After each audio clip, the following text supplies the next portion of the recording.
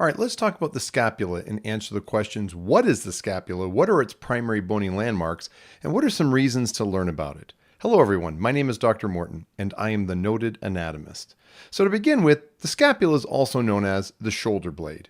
So if we now take a look at the surface anatomy, we see these two bones that are flat and irregularly shaped that kind of look like a shovel. So the scapula has the following bony landmarks that we're going to cover now. All right, so let's get started. So anatomist said, what do we call this border of the scapula? Well, it's on the medial side of the bone, so let's call it the medial border of the scapula. It's also the border that is closest to the vertebral column, so we'll also call it the vertebral border.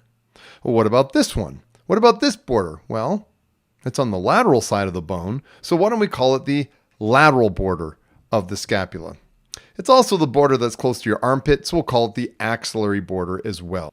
So the next one is going to be seen in this superior view of the right shoulder, and that fossa is what anatomists wanted to name. And a fossa is a shallow concave surface. And they said, well, what do we call it?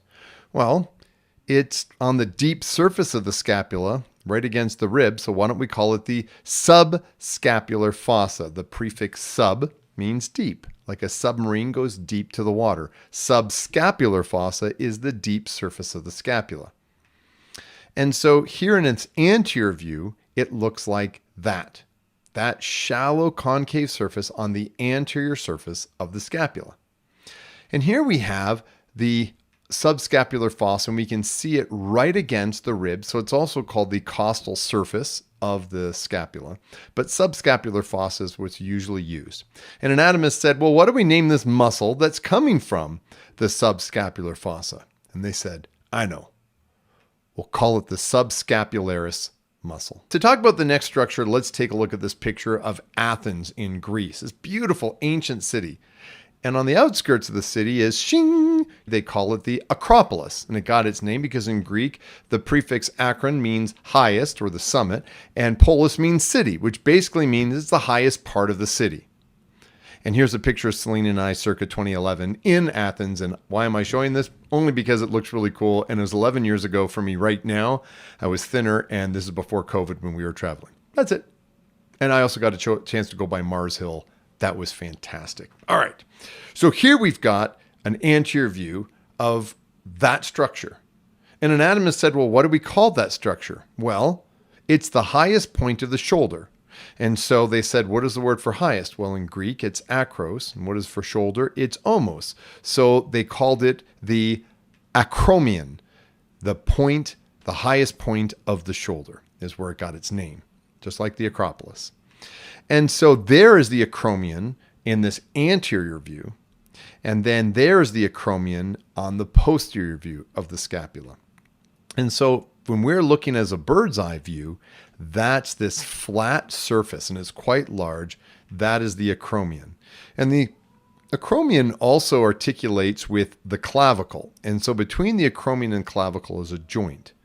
And so they called this joint the acromioclavicular joint, abbreviated AC joint. It's a synovial plane joint. And this is really important because this is the strut joint where the clavicle articulates with the scapula, and it allows you to move your arm up and down.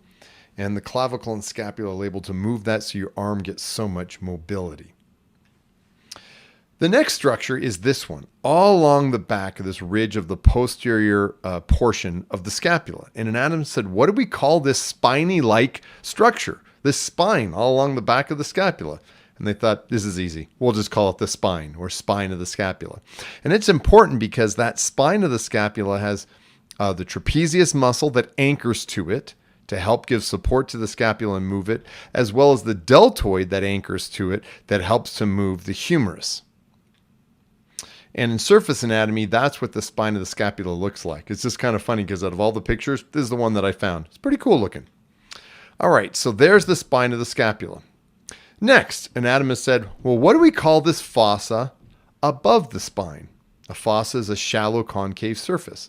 So this fossa is on the back of the scapula, but above the spine. So they called it the supraspinous fossa, literally meaning the fossa superior to the spine. And what about this one? Well, this fossa is below the spine. So they called it the infraspinous fossa, the fossa below the spine. And so there's the spine of the scapula. And they said, well, here's a muscle that is in the supraspinous fossa. What do we call it? I know, the supraspinatus muscle. Well, what do we call this muscle in the infraspinous fossa? They called it the infraspinatus. This is the benefit of being able to know the names of the bony landmarks, because if you know bony landmarks, it helps you get an idea of why muscles get their names. So here in this anterior view of the scapula, there's this socket on the side. It's called a socket because it articulates with this ball, the head of the humerus, and they go like this. Shing! They come together and they make a ball and socket joint. So an anatomist then said, well, what do we call this structure, this shallow, smooth structure on the side of the scapula? They said, well, why don't we call it the socket? Well, what's socket in Greek? Well, it's glenoid. So this is called the glenoid cavity, but because it's not very deep, it's more shallow, they call it the glenoid fossa as well. And glenoid fossa and cavity both go together. Now, this tubercle that's above the glenoid cavity, like, what do we call that? Well, let's call it the tubercle above the glenoid cavity. Supraglenoid tubercle. And a tubercle is a bony prominence for usually a muscle or ligament attachment. And the supraglenoid tubercle articulates or attaches for the long head of the biceps brachii muscle right there. And so what about this tubercle below the glenoid cavity? Well, let's call it the tubercle below the glenoid cavity, the infraglenoid tubercle. And this is important because this is the landmark, or this is the bony prominence where the long head of the triceps brachii muscle attaches. What about this process? A process is a bony landmark, a bony sticky outie, if you will. Well, what do we call this? An anatomist said, you know what? That kind of looks like a raven's beak or a crow's beak. And what is that in Greek? It's coracoid. So they called this the coracoid process. And this coracoid process is important for muscle attachment. In fact, 3 muscles are pectoralis minor and short head of the biceps muscle and the coracobrachialis all have attachments to the coracoid process.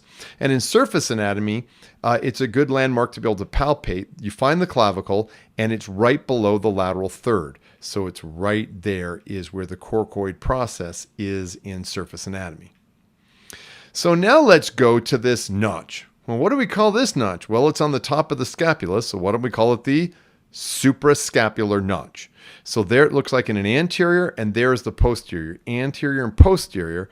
And on the suprascapular notch, we have a ligament called the suprascapular ligament that goes across. So you have the suprascapular artery that goes above the ligament, and then through this newly formed foramen, we have the suprascapular nerve. There we have a posterior view, and there's a lateral view, posterior lateral, and let's take that lateral view and blow it up, and let's do a little quizzing, shall we?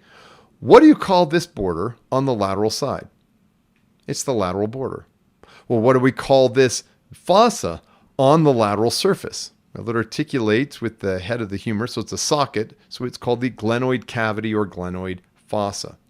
Well, what about this bony sticky outie that looks like a crow's beak? Oh, what was crow's beak? Oh, that's right, coracoid process. Well, what about this surface, the anterior surface? It's a fossa, and it touches the ribs. Subscapular fossa. What about this bony prominence? It's the highest part of the shoulder. Remember acropolis? This is the acromion. And what about this bony ridge? It's a spine. They call it the spine of the scapula. And then this shallow concave surface above the spine, supraspinous fossa. And the shallow concave surface below, infraspinous fossa. And that, my friend, is the scapula in a nutshell.